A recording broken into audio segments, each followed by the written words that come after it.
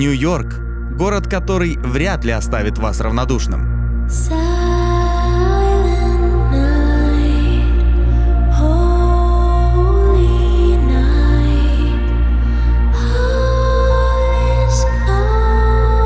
Кому-то понравится его ритм, кого-то будет раздражать его суета, кому-то подойдут его каменные джунгли, а кто-то обалдеет от цен.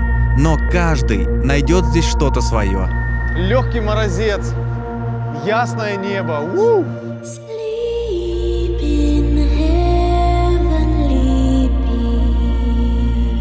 Я бы очень хотел, чтобы вы услышали и оценили по достоинству Нью-Йорк вместе со мной.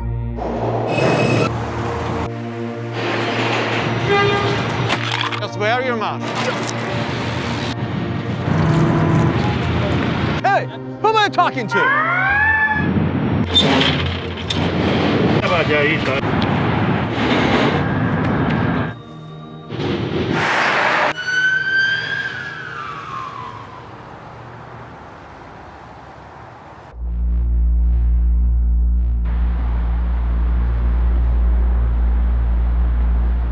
Я до этого был один раз здесь, на Бруклинском мосту, и было полно людей. Было очень много, прям вот очень. Море идет. Сейчас никого, это так классно. Тут улыбка не спадает с лица, неважно, сколько тебе лет.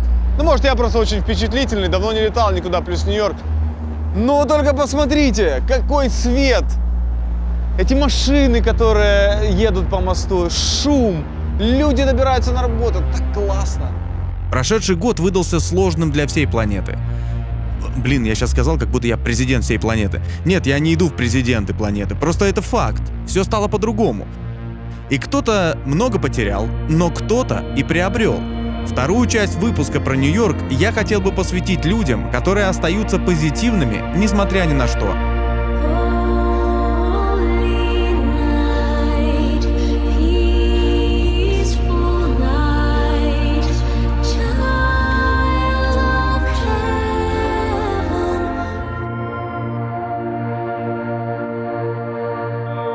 Это очень классно, что можно сделать фотографию, когда никого нет. Смотрите, вот лайфхак. Приходите на Бруклинский мост рано-рано утром, еще до рассвета, сейчас солнце начинает подниматься, потому что здесь никого. Особенно сейчас, когда карантин, когда ковид. Вообще вот пустой мост.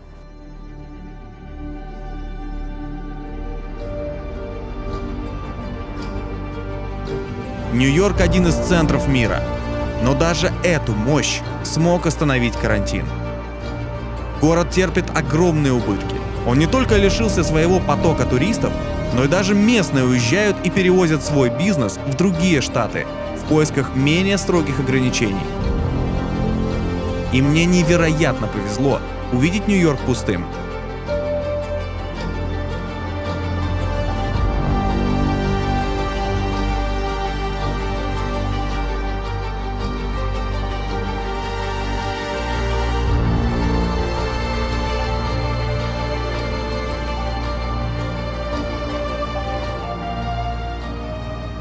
Сразу вопрос, который интересует многих. Если у вас парень здесь, муж в Нью-Йорке? Конечно, я замужем. Все, спасибо, Вероника, до свидания. Это была наша постоянная рубрика «Короткое интервью».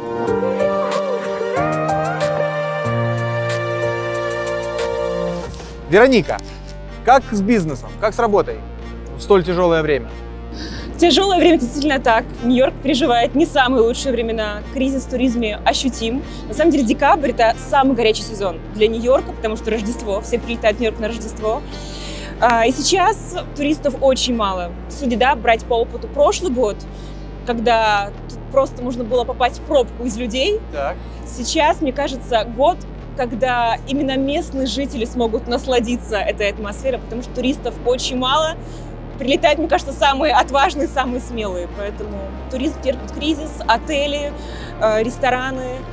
Поэтому все очень печально. А конкретно вот ваш, как бизнес? Вот вы водите экскурсии, Да. да? Сколько стоит у вас экскурсия? 2 человека стандарт. 4-5 часов это порядка $300. 300 баксов? $300. Ничего себе! А сейчас, секунду, я хотел бы... Можно вас сюда, девушки? Я хотел бы, чтобы вы все посмотрели на человека, у которого есть $300. 500 даже. Вот она. Если с какого вы города? Казань. Дорогая наша налоговая. Вот, обратите внимание на человечка. 500 баксов может позволить себе Веронику. Она ходит с ней ножками. Привела ее к... Ну, правда, пообещала еще увидеть Беднякова за эти деньги. Поэтому хоп, все. Все, спасибо. Возвращайтесь в Казань. То есть в 2 раза меньше у вас работы по сравнению с прошлым годом. Но это если мы берем декабрь. А вообще, если говорить о всем 2020. Вообще кардинальные изменения, если брать в летний период, я не знаю, наверное, у меня было 3 тура в месяц, это очень мало. Это очень Хотя мало. ко мне прилетали туристы в разгар пандемии и весной, и в мае месяце, да, в марте, то есть были такие люди. По факту, да, Америка границы не закрывала. То есть просто так не анонсировалось, но туристы прилетали. В основном это, конечно, Россия и Украина. Праздничные дни, когда есть идет большой запрос, люди хотят просто, чтобы я гуляла с ними 31-го и 1-го. То есть обычно в праздничные дни я такие не работаю, но когда очень много большой ажиотаж, конечно, праздники, прайс поднимается. Туризм приносил Нью-Йорку десятки миллиардов долларов. В 2019 году, например, эта сумма была свыше 40 миллиардов. 2020 внес свои коррективы. Одна из самых главных смотровых площадок города находится на 69-м этаже Рокфеллер-центра. Сегодня, чтобы вы понимали, она открыта чуть ли не эксклюзивно для меня. Хоть какие-то есть плюсы от карантина, от этого. Во-первых, очень много людей боятся приезжать, и из-за этого никто не ходит на такие места. Вот, я не верю своим глазам. Top of the rock. Человек 6, наверное, нас. Обычно, ну, здесь вот так вот чук-чук-чук не можешь сфоткать, потому что люди везде руки. А сейчас ты один. Посмотрите на эту красоту. Централ парк. Ну, сейчас, конечно, он не зеленый, но мы сейчас покрасим его. Сейчас станет зеленый. Зеленый? Ну, я же обещал. Да, обстановка на смотровых площадках обычно не сильно отличается от того, что происходит на улицах внизу, но не в этот раз. Парень, который работает внизу, который запускает людей в лифт, я у него спросил, сколько людей у вас сегодня? Он говорит, в день, ну сегодня, он говорит, очень мало наверху, а в день, говорит, доходит до 800 максимум. Для сравнения, в том году в это время до 1000 в час. Понимаете разницу? 1000 в час и 800 за целый день. И в этом году, вот сейчас они работают всего лишь 7 часов. А в том году они работали 15 или 16 часов, я не помню. Но вот что радует, вот что не меняется. Китайцы здесь. Их не так много, но самые отважные, самые преданные туристы из Китая. Saw a picture of us in crop tops with bare stomachs. Что обязательно нужно сделать в Нью-Йорке, так это посмотреть на него с высоты. Вся суета города остается далеко внизу, а вы остаетесь один на один с его мощью.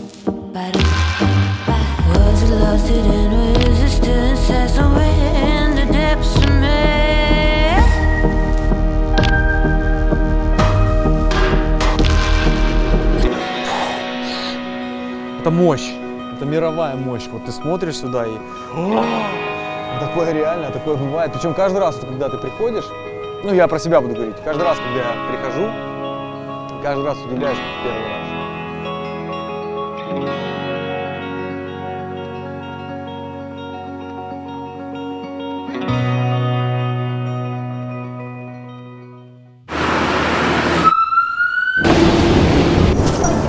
Oh, you're on film?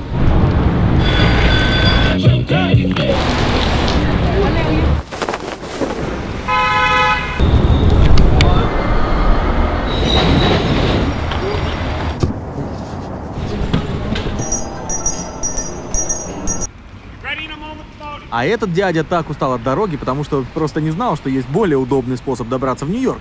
Дешевые билеты на Aviasales. Aviasales – поиск дешевых авиабилетов.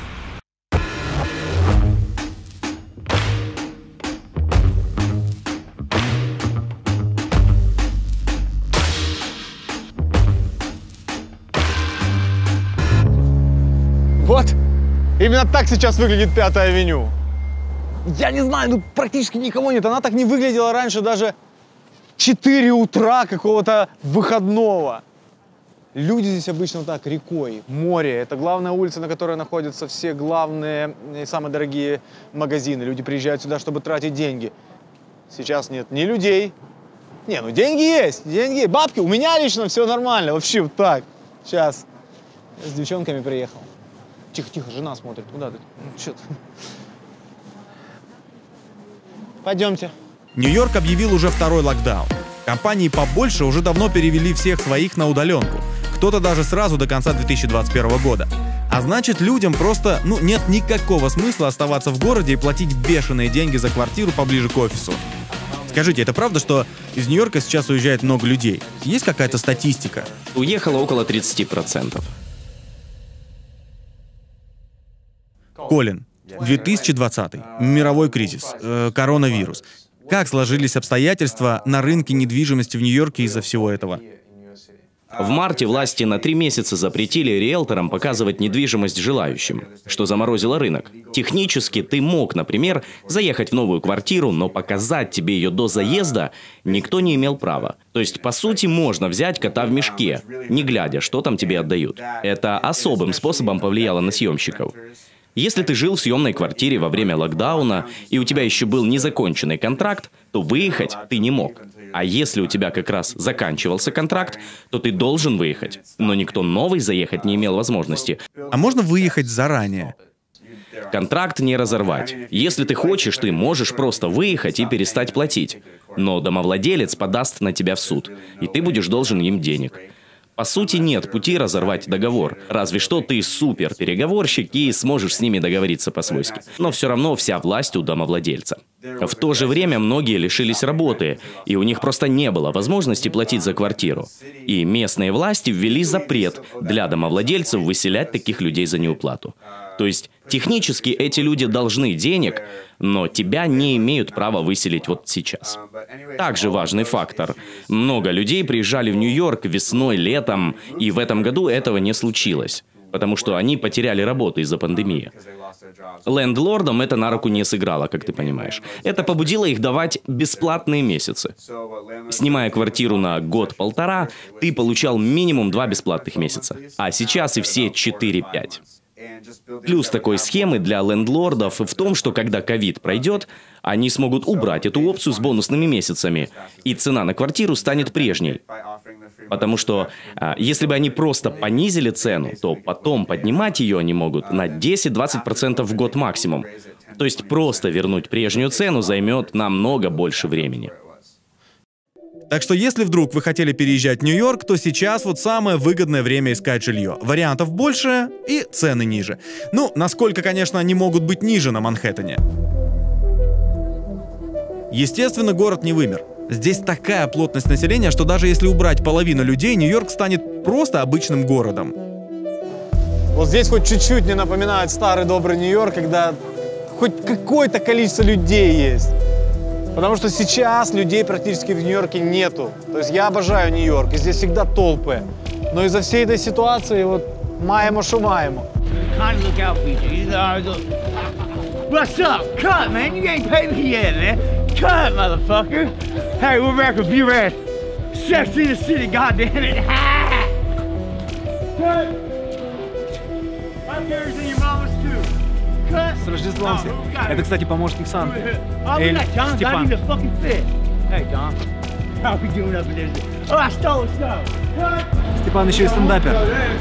Тема попрошаек и сумасшедших на улицах города для Нью-Йорка не связана с кризисом напрямую. Но она заслуживает отдельного внимания. Поначалу это может пугать, но со временем ты просто привыкаешь.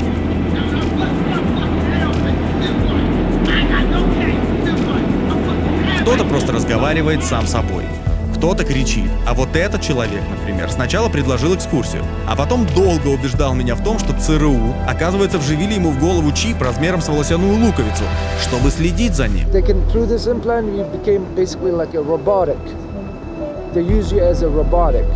Why did they do that? Implant any idea, any info into your brain.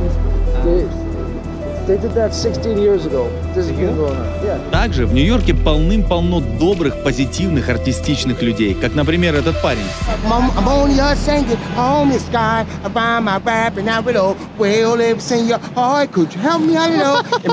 Такие веселые люди. Do you know a song about coronavirus? Let's create it.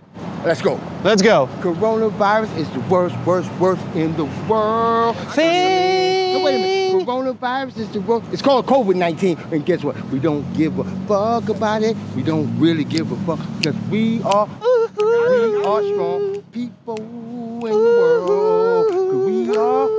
We are strong people of the world. Hey! Thank you very much. Но вот правда потом снова все уперлось в деньги. Look, giraffe! Таких людей здесь действительно много. Главное вести себя с ними спокойно. И вот все будет нормально, поверьте. Ведь все мы немного бом-бом. Ну что ж, дамы и господа, мы находимся возле символа 2020 года. Посмотрите на этого потрясающего снеговика. Снеговика, которого мы все с вами заслужили. Ну а пока всех с Новым годом! Почини ему глаз. Посмотри, глаз упал внизу. Что с этой морковкой было? Ее могла есть какая-то лошадь. Если вы хотите скрыться от суеты города, то для этого в Нью-Йорке существует Централ Парк. Пожалуй, это один из самых знаменитых парков мира. Во многом благодаря кино.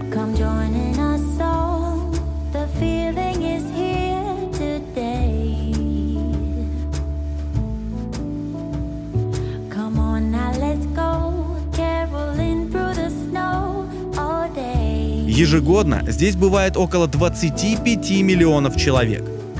Это одна из самых главных точек для занятий спортом, пикников или просто прогулок.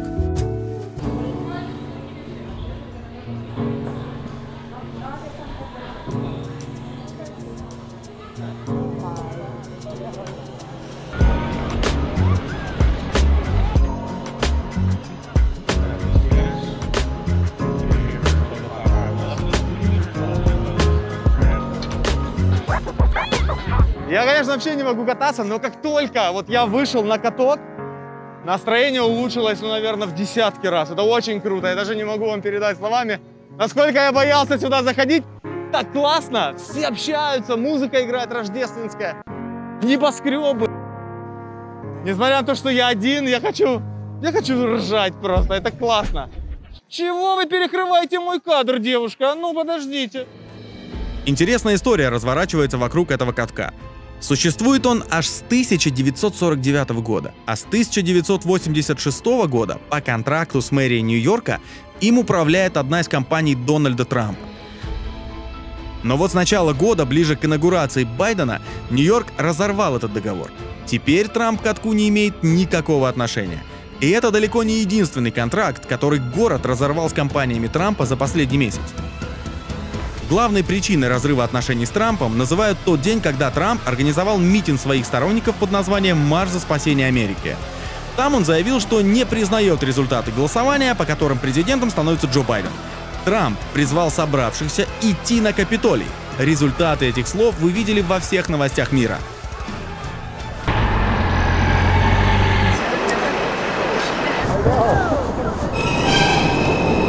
Every day different.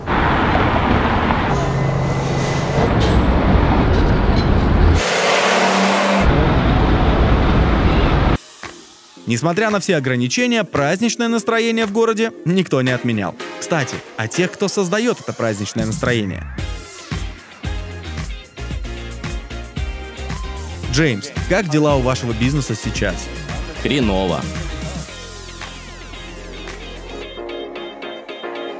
Могу предположить, что период праздников, по идее, должен был быть самым прибыльным для вас. Именно. Декабрь – самый людный сезон. Много туристов, много местных, которые хотят расслабиться, выпить, отпраздновать. А мы еще и рождественский бар. Так что за декабрь выручка всегда была в 3 раза больше, чем в обычный месяц. Сейчас вы переживаете второй локдаун. Как вы восприняли первый? Могу говорить за Нью-Йорк, так как во всех штатах разные правила. У нас закрылось все. Полностью. С марта. И мы открылись в июле. Многие из нас не дожили до этого дня. И даже когда мы открылись, мы все равно не могли принимать гостей внутри помещения. Но мы сделали окно на вынос и поставили несколько столиков на улице. С момента нашего общения с Джеймсом и выхода первой части про Нью-Йорк, в городе в этом плане ничего не изменилось. Бары и рестораны по-прежнему не могут принимать гостей внутри, но по словам Джеймса, уже во время второго локдауна они снова получили помощь от государства. Сумму Джеймс называть не стал, но он говорит, что этого будет достаточно, чтобы хотя бы не закрыть бизнес в ближайшие месяцы. Когда все карантины только начинались, было сложно поверить, что это всерьез и надолго. Поэтому многие даже снисходительно как-то относились к запретам, по крайней мере у нас. Но сейчас в Нью-Йорке уже вряд ли кто-то рискнет ослушаться. А вы арендуете это помещение? Да. Цена ниже стала? Нам удалось договориться с домовладельцем.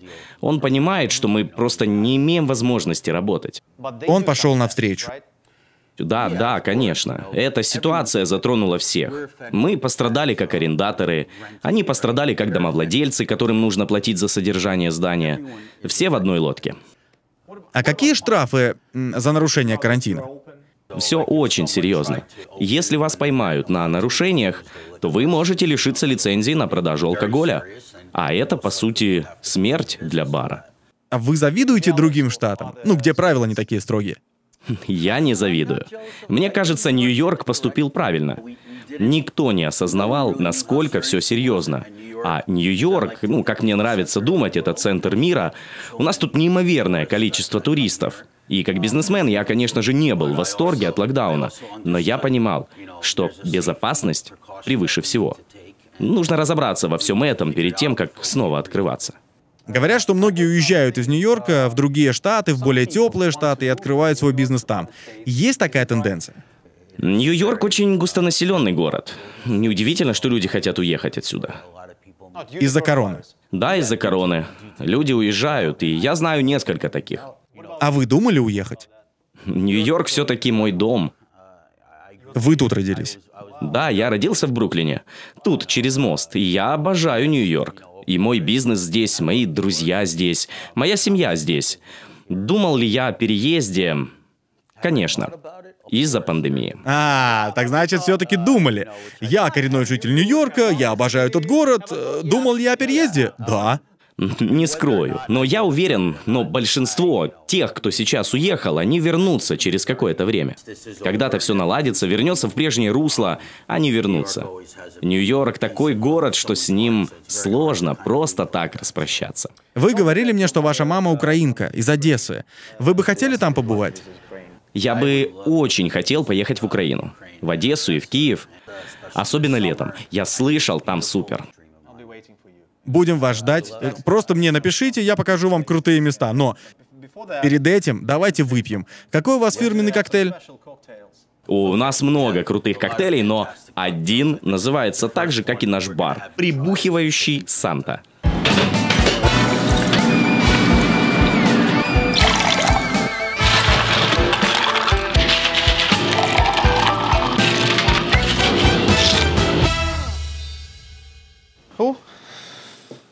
Прикольно, смотрите, да, какие? Санта. Sipping Santa and Sipping Андрей. Он крепкий? Он хорошо сбалансирован. С утра голова болеть не будет, не переживай. Последний раз после того, как я услышал такие же слова, я потом ничего не помнил. So, good luck. Ребята, просто это единственный случай был бухнуть в баре, навязаться на интервью и порасспрашивать все интересное. Поехали. 2020 год всех поставил перед фактом. Крутись, как знаешь. Кто-то сильно сократился, кто-то вовсе потерял работу, но кому-то удалось и значительно прибавить. Вы относитесь к тому бизнесу, который во время пандемии, во время этого коронавируса, вы не потеряли деньги, а наоборот приобрели, правильно? В принципе, может быть, за эту всю пандемию, может быть, мы $500 000 заработали.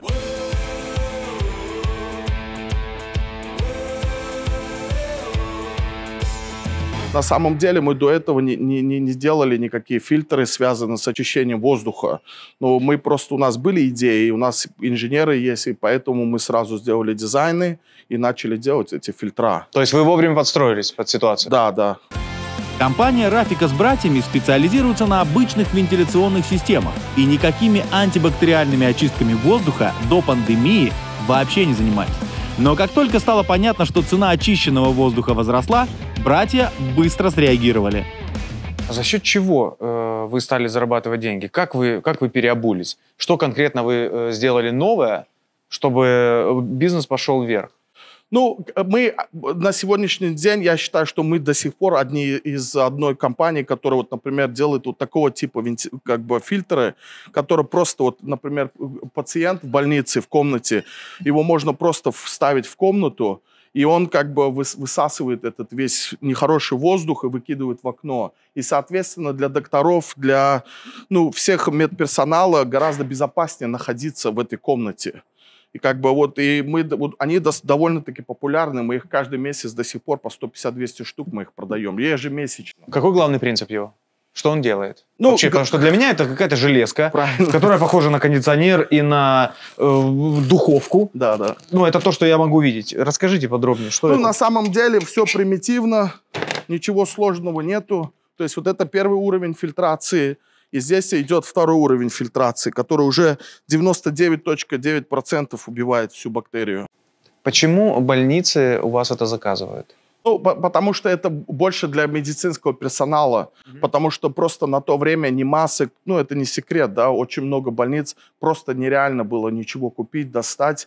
И не было вот этих всех масок. На самом деле COVID-19, насколько мы знаем, он не распространяется через воздух. Но когда человек кашляет, вот эта сама вся влажная часть, она почти 2 часа в воздухе находится. Поэтому как бы многие вот эти медперсонал просто заражались из-за того, что они заходили в комнату с этими пациентами. И поэтому как бы за счет этого они могли безопасно заходить, потому что она как бы вытягивала, и, соответственно, в помещении была циркуляция правильного воздуха. А кто это проверял? Это же должно как-то проверяться, утверждаться, что да, эта штука работает. У каждой больницы есть департамент, инжиниринг называется. То есть они все это тестировали, проверяли. Наши фильтра даже в Ель проверяли, мы продали некоторые наши вентиляторы, и они там проверяли их тоже. Рафик один из тех, по кому сразу видно, что человек на своем месте и кайфует от того, что делает. С горящими глазами он рассказывал мне про каждый свой станок и какие у него планы. Поэтому неудивительно, что он сумел вовремя модернизировать свое производство и не просто не потерять во время всемирного кризиса, а и усилить обороты. Нам всем интересно считать чужие деньги. Какая вот чистая прибыль была? Помните, вот сколько вы продали в первый месяц? Вот самый пик, когда был, сколько вы продали? Я думаю, что мы 250-300 штук. Мы просто работали 7 дней в неделю. И мы на самом деле, эта фирма у нас производство, она как наш стартап. То есть я один из владельцев, то есть 3 братьев. У нас она уже, этот Байкал, он где-то ему около 6 лет. И мы просто сюда инвестировали деньги, покупали машины, оборудование, но мы как бы прибыли не видели. Но вот это единственный первый год, когда мы как бы вышли в плюс. В принципе, может быть, за эту всю пандемию, может быть, мы 500 000 заработали. При этом в свободное время у Рафика есть еще хобби. На этих же станках для себя и друзей он делает мангалы. Станок из Швеции, который гнет металл. $250 000. Станок из Швеции, который нарезает и погружает вот так вот металл. $150 000. Лазер. $300 000. Мангал от Рафика бесценный. Можно вот так вот на цепь и... В Нью-Йорк приезжают, чтобы зарабатывать. Этот город не подойдет тем, кто хочет вести размеренный и медленный образ жизни. Даже во времена кризиса деньги здесь не спят. Если говорить не об аренде, а о покупке-продаже, как обстоят дела в этом сегменте? Очень интересно. Если вы спросите брокеров об этом, то они вам с уверенностью скажут, что это самый прибыльный год в их карьере. Этот год самый прибыльный? Да, я лично заработал на 400% больше в этом году, чем в прошлом. Штука в том, что много людей уезжают из Нью-Йорка, и они продают свою недвижимость по супер упавшей цене. Квартиру, которая стоила 5 миллионов, сейчас можно купить за 3,5. На прошлой неделе продали квартиру за 50 миллионов, а стоила она еще совсем недавно 72 миллиона. То есть какой-то человек сэкономил 22 миллиона. Это была самая крупная сделка в этом году. Поэтому те, кто хотят жить в Нью-Йорке в будущем, покупают недвижимость именно сейчас. Какая сделка у вас была самой большой? Ну, например, утром я закрыл сделку на 18 миллионов долларов. А, то есть поэтому вы опоздали? Да, сори. Какая самая низкая цена на квартиру здесь? Наверное, я смог бы тебе найти студию размером с эту комнату, с небольшой ванной и кухонькой за где-то 250 тысяч долларов. Но если хорошенько погуглить, то можно найти свои заветные 18 квадратных метров на Манхэттене всего за каких-то 110-120 тысяч долларов. Это всего лишь, 6-7 тысяч за квадратный метр. Но не мечтали. С первого взгляда может показаться, что это фотографии внутри коробки от телевизора. Но нет, друзья, это жилье в пешей доступности от Уолл-стрит, в самом центре мира. А какая самая дорогая квартира сейчас стоит на продажу в Нью-Йорке? Сейчас самая дорогая квартира будет вам стоить где-то 90 миллионов. Если кто-то вдруг из вас ищет квартирку за 90 миллионов, то вот я вам уже и ссылочку нашел. Напишите мне, я скину. Есть еще одна на 10 миллионов дешевле, для тех, кому нравится стиль бывших президентов. Самая дорогая квартира, которую я продавал, кажется, это был 2018 год, она стоила 235 миллионов. Здесь, на Манхэттене? Да, квартал в ту сторону и 8 в ту. Все мы знаем, как политика влияет на стабильность любого бизнеса в наших странах. Но вот вопрос, разве в США не так же? Хочешь, расскажу прикол про выборы? В октябре перед выборами количество сделок было в 2 раза меньше, чем в прошлом году в тот же период. С середины ноября, как стало известно, что Байден будет нашим президентом в следующем году, количество сделок удвоилось по сравнению с прошлогодним уровнем. Просто потому, что люди успокоились и с легкостью вздохнули от того, что Трамп больше не будет президентом. То есть вы рады тому, что Байден стал президентом? Мне все равно, кто президент. Факт в том, что Байден уже лучше для нашей экономики, чем Трамп. Этот рост не благодаря Трампу. Экономике помогло то, что его уволили. Нью-Йорк — один из тех городов, куда наравне с Голливудом и Силиконовой долиной приезжают за легендарной американской мечтой. Но на всякий случай герои напомнят всем нам, чего стоит ждать на пути к этой мечте. Вот я ребятам говорил 20 лет назад, я басбоем работал в ресторане на Брайтоне. И сегодня наше оборудование установлено в самых больших организациях, больницах, университетах Нью-Йорка. Когда я приехала в Америку, приехала в Нью-Йорк, я не сразу стала гидом, у меня сразу была моя туристическая компания. Я жила в общежитии, я работала помощником бармена, у меня не было ничего, я начала все с нуля, но это было пару лет назад, даже 3 года назад. Поэтому сейчас я создала свой бизнес, поэтому я могу теперь выбирать. Я начал работать риэлтором лет 6 назад.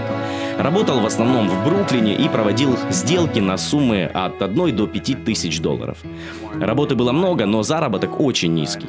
Я зарабатывал в год около 22 тысяч. Для Нью-Йорка это очень мало. И половину отдавал агентству. То есть на руках у меня было 11 тысяч в год. И этого едва хватало на половину стоимости аренды квартиры.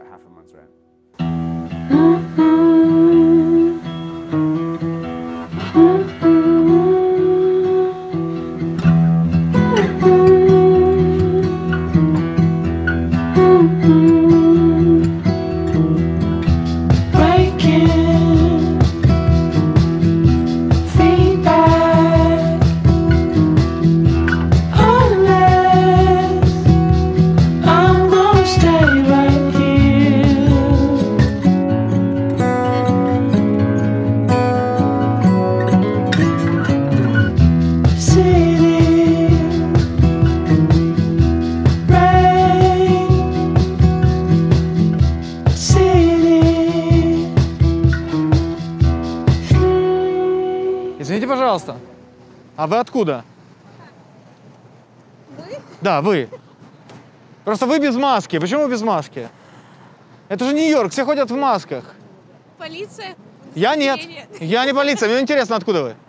Из России. Из России. Вы не верите в коронавирус? Верю. А почему без маски? А зачем на улице маска? Я не знаю, но здесь все ходят. И практически все люди, которые не надевают маски, Это вот выходцы из бывшего Советского Союза. Брешешь. Брешешь. Подобное мнение я часто видел в ваших комментариях первой части выпуска. Я их внимательно читаю, не сомневайтесь. Я видел, что многие ставили под сомнение эффективность масок в борьбе с вирусом и вообще, даже сам вирус.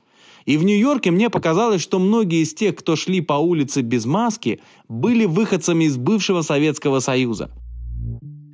Я не уверен, существует ли какое-то особое отношение к пандемии у наших людей, но есть в Нью-Йорке один район, где это можно проверить.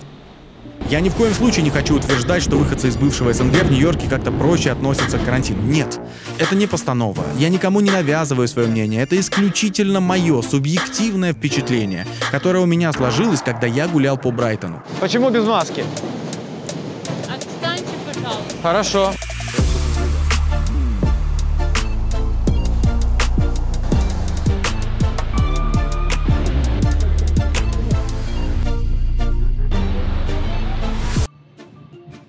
А что вы читаете? А я вот люблю все читать, мне нравится русский бизнес, там и это самое лекарство, какие лечение, врачи. А про маски что скажете? А ничего, я ношу. Но вы знаете, в год быка все снимут.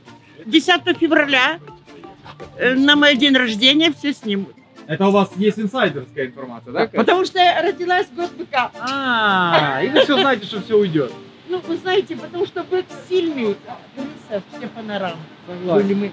А я кролик, что мне делать? А ничего, будет хорошо. Защитите меня, если что. Да, всегда. Все, будьте здоровы. И вы будьте здоровы. Очень позитивное, вам хорошего настроения. Я всегда позитивна. Ну, это самое главное. Всегда позитивна. Брайтон – особое место на карте Нью-Йорка и заслуживает, пожалуй, отдельной программы. Здесь свой микроклимат, который кому-то может показаться скачком в прошлое, а на кого-то навеет ностальгию по родным краям. Для многих иммигрантов это входная точка в Америку. И кто-то двигается дальше, а кто-то остается здесь, потому что все знакомо, все понятно и все как дома. Кстати, главный праздник здесь по-прежнему Новый год, а не Рождество вот это ваше. В отличие от американцев, для которых Рождество это на 100, даже на 102% самый главный семейный праздник. Семьи съезжаются из разных штатов, чтобы собраться за одним столом всего пару раз в год, и Рождество один из них. Поэтому, конечно же, когда я спрашивал у своих героев, можно ли мне прийти к ним домой, я понимал, что это, мягко скажем, не тактичный вопрос. Но мне очень хотелось пообщаться с типичной американской семьей у них дома. К сожалению, корона только усложнила мне эту задачу. И только одна семья в последний момент согласилась пустить меня к себе.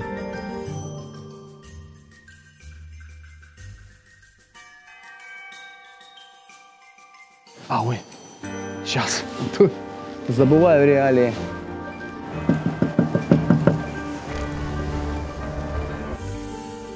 Hello. Hello. It's me, it's Andrei. Hello. What's going on? Good. Все, заходим. Hello, hello, hello. Ой, привет. Hello, hello.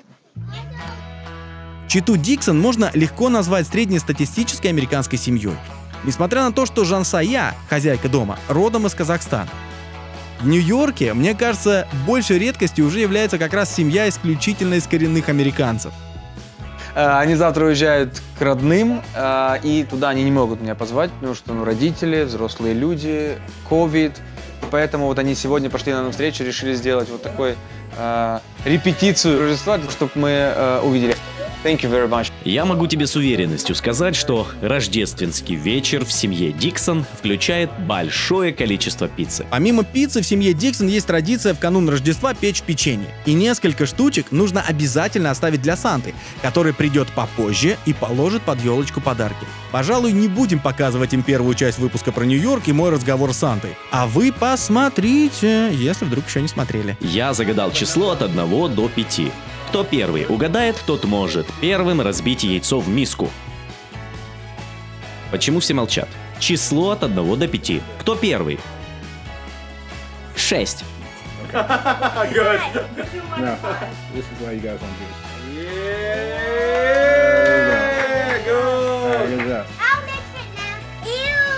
It's very difficult. It's very difficult. Их 4, и каждому нужно уделить внимание. Это так сложно родителям. Go, Navy, go, Navy, go, go, go, go, go, go. А есть какие-то традиционные блюда, которые обязательно должны быть на рождественском столе? Да, наверное, можно сказать, что большинство семей готовят что-то типа большой курицы, индейки, пюре, зелень, макароны. Это такие типичные блюда. Но меня в моей семье могут назвать слегка странным. Я люблю...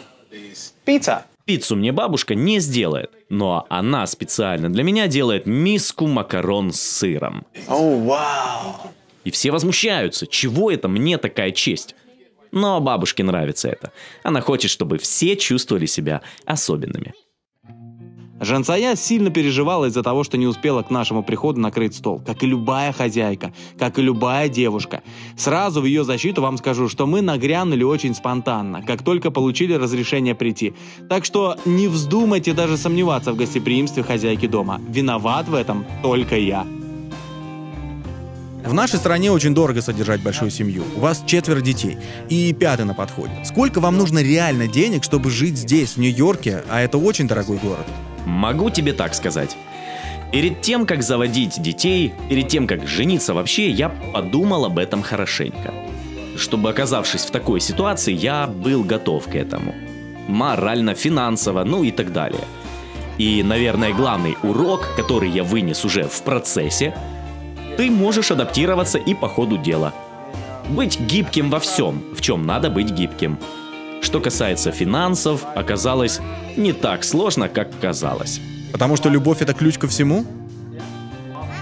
Это 100% главный ингредиент. Но это не весь рецепт. Все, кто вам говорят, что этого достаточно, немного кривят душой. Бывают дни, когда мы готовы сожрать друг друга. Но что я точно понял, так это то, что уже в полете можно адаптироваться, подстроиться, идти в потоке. У вас есть все, что нужно, чтобы это все работало. Вопрос только в том, насколько изобретательным ты будешь. К примеру, у нас 5 детей. Картер, что ты творишь? Хватит! Видишь, адаптируемся в полете. Короче говоря, для старшей мы купили кучу всего. Поэтому, когда появилась 2-я, мы использовали это уже для нее, и так далее. Так что дальше это уже не так дорого, как это было в самый первый раз. Как видите, донашивать вещи за старшими — схема международная. А няня у вас есть? No nanny? Why? Зачем? Я дома. Это дорого. Мне кажется, это лишние траты, если я дома. Если я пойду работать, то только чтобы платить няне. Зачем? То есть только из-за того, что это дорого? Просто иногда семьи не хотят. Да, я не доверяю. Да, вот я об этом. Это может и главная причина. Я сама хочу воспитывать детей, видеть их, а деньги... У меня есть мужчина в доме, и он справляется с этим прекрасно сам. Но все же в этой семье есть как минимум одна необычная черта. Я мама Джер. Наши дети снимаются в рекламе по всей стране, висят на плакатах, снимаются в роликах. Я их менеджер. Да, Заная, Картер, Невис и Пэрис снимаются в рекламах мировых брендов и зарабатывают немалые деньги. Гэп, Versace, Nike, Kinder Surprise и даже кино и сериалы. Вот такой неслабый послужной список у этих малышей. Как рассказала нам их менеджер, зарплаты детей зависят от бренда и типа съемки. За фотосессию для плакатов ребенок может получить $500-800. Причем рабочий процесс по закону не может продолжаться дольше 2 часов. Дети постарше могут работать до 4 часов. А вот за съемку в рекламном видеоролике ребенок может заработать до $10 000. Старшая, Заная, начала сниматься с 2 лет, остальные — с самого рождения. Как говорит Жансая, детям процесс очень нравится. Ведь все это напоминает поход в гости, где дают сладости, и даже есть специальные люди, которые все время развлекают детей. Возможно, позже это им и надоест, и никто заставлять их не будет, поверьте. Но сейчас все очевидно. От этого они кайфуют. Thank you, boss. Happy holiday, boss. Thank you. You too. Take care. So, welcome to American Christmas. Let us gather round, for it's Christmas time. A merry sound and the stars alight. Как вы переживаете карантин? У вас большая семья, есть какая-то помощь от государства? Где-то в апреле-мае была одноразовая выплата большинству населения. что-то около $1200, не помню точно. Были какие-то программы для тех, кто лишился работы, помощь бизнесам и так далее. Но там не все так просто было. Какие-то бизнесы ничего не получили, а какие-то компании, крупнее среднего, получили вместо тех, кто реально нуждался. Все было запутано. Было очень круто побывать в типичной американской семье и узнать, как живут эти люди на другом конце планеты. Что я точно для себя понял? Все мы очень похожи. У нас те же проблемы и те же радости, независимо от того, живем ли мы в спальном районе Киева или в получасе езды от Уолл-стрит.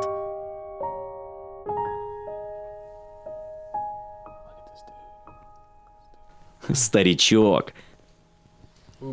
Ты видел, какие у нас тут шикарные такси? Я тебе вызвал одно. Иди глянь.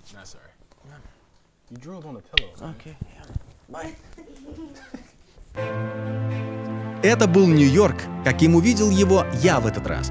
Он сам диктовал мне темы этого выпуска, и мне очень хотелось показать эти темы вам. Мне хотелось показать, что сейчас волнует этот город. Очень надеюсь, что в следующий раз я увижу старый добрый Нью-Йорк.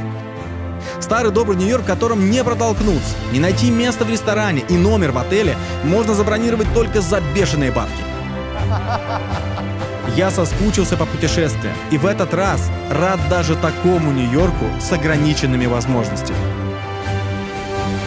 Я увидел в комментариях к первой части вашу усталость от тем карантина и пандемии и тому подобное. Поэтому у меня для вас есть сюрприз. Следующий выпуск. Долгожданная Исландия. До пандемии ни одного человека в масках.